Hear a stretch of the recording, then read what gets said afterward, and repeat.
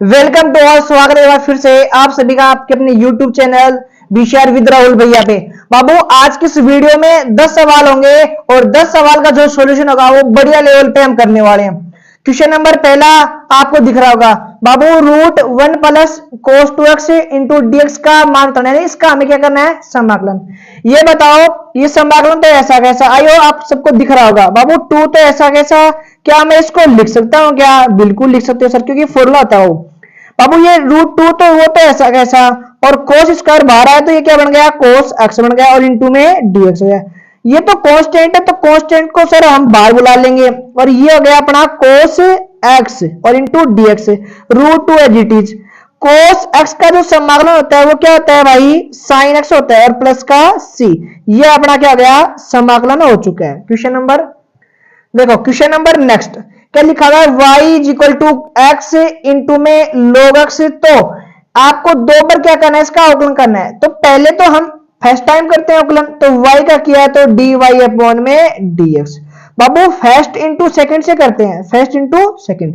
प्रथम फलन as it is, द्वितीय का समाकलन तो log x का करेंगे तो 1 अपॉन में x प्लस द्वितीय फलन और पहले का अवकलन x का करेंगे तो कितना जाएगा? 1 हो जाए। यहां तक किसी भी टाबर को किसी भी प्रकार की तकलीफ, समस्या, प्रॉब्लम अगर घबराती है तो भाई साहब दवाई पानी लेते रहना टाइम टाइम से ना। चलो जी बाबू, अब हम अच्छा ये तो लिख ही दिया मैंने, अब करना है इसका फिर से अवकलन।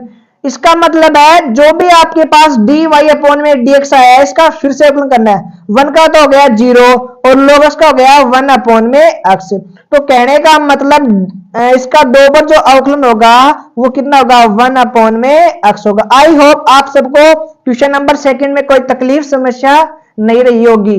बाबू question number third I hope दिख रहा होगा। ए vector 2i plus 3j plus 4k के अनुदिश मात्रा सदिश आपको बताना है। देखो जब भी आपको मात्रा सदिश पूछे तो आपको क्या करना है? जो भी वेक्टर दे रखा है उसमें उसके मैग्नीट्यूड का डिवाइड करना है। तो सर हम यहां पे निकाल लेते हैं उसका मैग्नीट्यूड। कैसे निकालोगे बाबू? सर i का कोफिशिएंट का स्क्वायर, j के कोफिशिएंट का स्क्वायर और k के कोफिशिएंट का स्क्वायर, इन सबको अगर ऐड करके देखोगे तो अपना जो राइट आंसर कितना आएगा? 29 आया। कितना है? 29।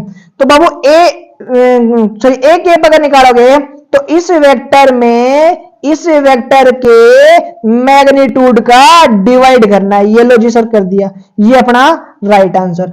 I hope question number first, second और थर्ड तीनों आपके दिल, दिमाग, गुर्दे, फेफड़े में चले गए। चलते नेक्स्ट पेज की ओर।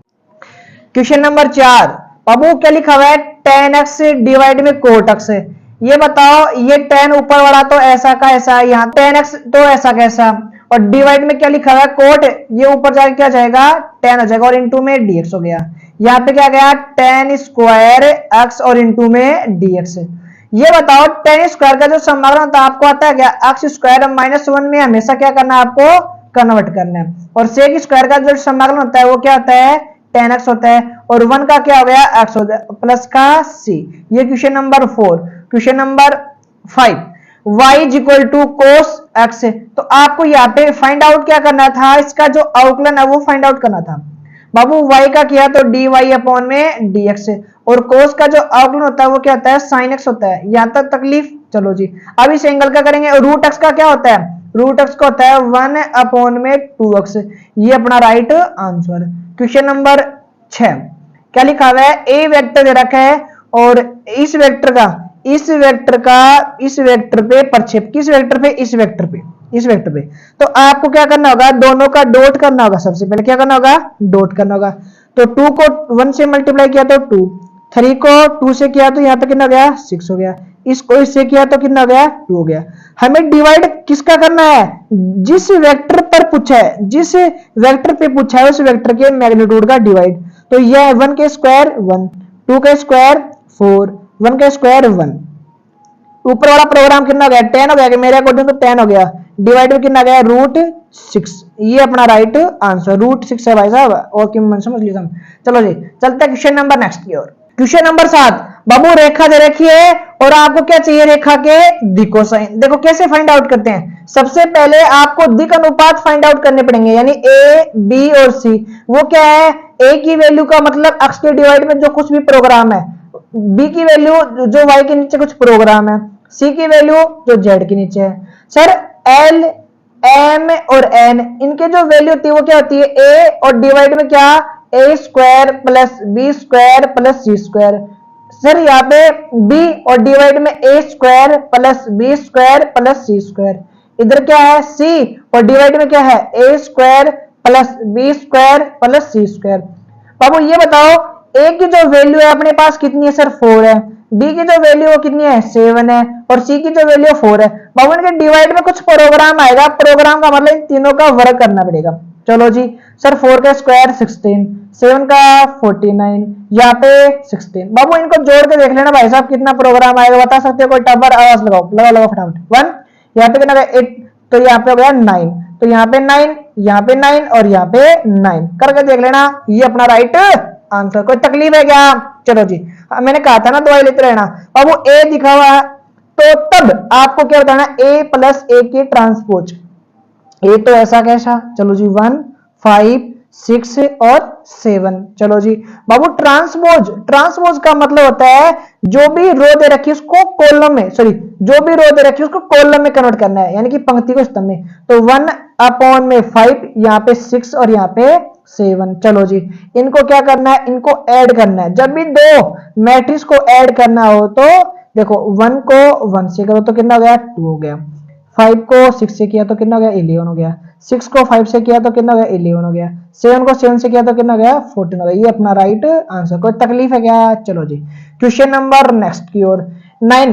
बाबू पहले इसको अंदर मल्टीप्लाई करो, किसी भी मैट्रिक्स को किसी कांस्टेंट से मल्टीप्लाई करते तो हर एक एलिमेंट से मल्टीप्लाई, इसको इससे, इसको इससे, इसको इससे, इसको इससे।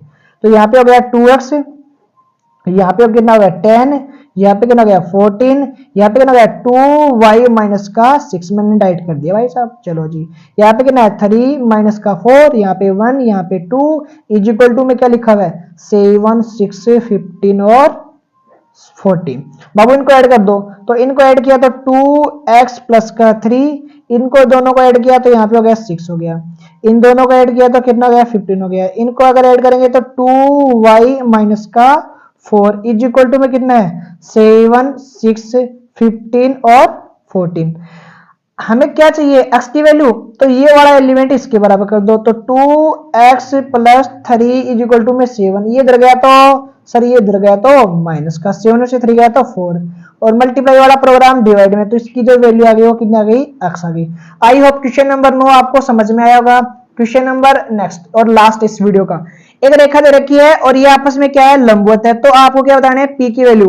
बाबू जब भी कोई दो रेखा लंबवत हो तो उनके जो दिक अनुपात का जो मल्टीप्लाई का जो योग है ना वो क्या होता है, 0 के बराबर होता है। लेकिन वो पहले आपको x, y और z के कोएफिशिएंट पॉजिटिव 1 करना पड़ेगा। इसको 1 बनाने के लिए मैंने इसको सिंप्लीफाई किया तो यहां से कॉमन क्या गया, माइनस का 1 कॉमन आ गया, क्या गया माइनस का 1, ये डिवाइड में 3 है। यहां से 7 कॉमन ले लो, तो 7 लूंगा तो यहाँ पे y और यहाँ पे 2 और डिवाइड में क्या लिखा हुआ है 2p लिखा हुआ है। कितना लिखा हुआ है 2p लिखा हुआ है। और ये z माइनस का 3 तो ऐसा का ऐसा। नेक्स्ट क्या लिखा हुआ है सर 7 कॉमन ले लो, 7 कॉमन लेंगे तो यहाँ पे कितना, अच्छा 7 माइनस का लेना पड़ेगा भाई। तो सर ये हो गया x हो गया और ये हो गया 1 हो गया। डिवाइड में कितना है 3p है। इज इक्वल टू में क्या लिखा हुआ है y माइनस का 5 और यहाँ पे हो गया 1। इज इक्वल टू में क्या लिखा हुआ है 6z। अच्छा यहाँ पे फिर से माइनस कॉमन लेना पड़ेगा तो यहाँ पे z माइनस का 6। डिवाइड में कितना है भाई साहब, यहाँ पे 5। चलो जी अपना पेज भर गया भाई साहब। हाँ जी देखो बाबू इसके आगे कैसे सिंपलीफाई करोगे। बाबू ये माइनस तो डिवाइड में जाएगा, तो ये क्या जाएगा x माइनस का 1 और डिवाइड में जाएगा माइनस का 3 इज इक्वल टू में 7 मल्टीप्लाई में तो कहां चला जाएगा डिवाइड में। तो यहाँ पे 2y माइनस का 2 डिवाइड में 2p डिवाइड में 7। यहाँ पे z माइनस का 3 डिवाइड में 2 चल रहा है। दूसरी लाइन क्या है सर, ये माइनस का 7 है ना, तो x माइनस का 1 तो बाबू यहाँ पे ऐसा कैसा, और यहाँ पे 3p माइनस का 7। यहाँ पे क्या गया y माइनस का 5 डिवाइड में 1।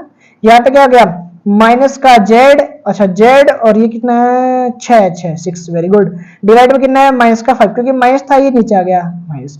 बाबू अब इसका मल्टीप्लाई इससे करो। चलो जी सर 3 माइनस का 3p डिवाइड में माइनस का 7 प्लस, अब करना क्या है, इसका मल्टीप्लाई इससे करो तो कितना गया 2p डिवाइड में 7 प्लस इसका डिवाइड सॉरी मल्टीप्लाई इससे करो कितना गया माइनस का 10 इज इक्वल टू में कितना 0। देखो माइनस से माइनस कट गया, ऊपर कितना गया 9p डिवाइड में 7, यहाँ पे 2p डिवाइड में 7 और ये माइनस का था इधर जाके प्लस का हो गया 7, 9 और 2 कितना हो गया 11p इज इक्वल टू में कितना है 10। क्रॉस मल्टीप्लाई कर लो 11p इज इक्वल टू में कितना 70, तो p इज इक्वल टू में कितना हो गया 70 अपॉन में 11। आई होप आपको ये चीज समझ में आएगी, कोई तकलीफ बाबू। आज के इस वीडियो के 10 सवाल हमने कंप्लीट किए हैं, आई होप आपको समझ में आएगा। जय हिंद जय भारत।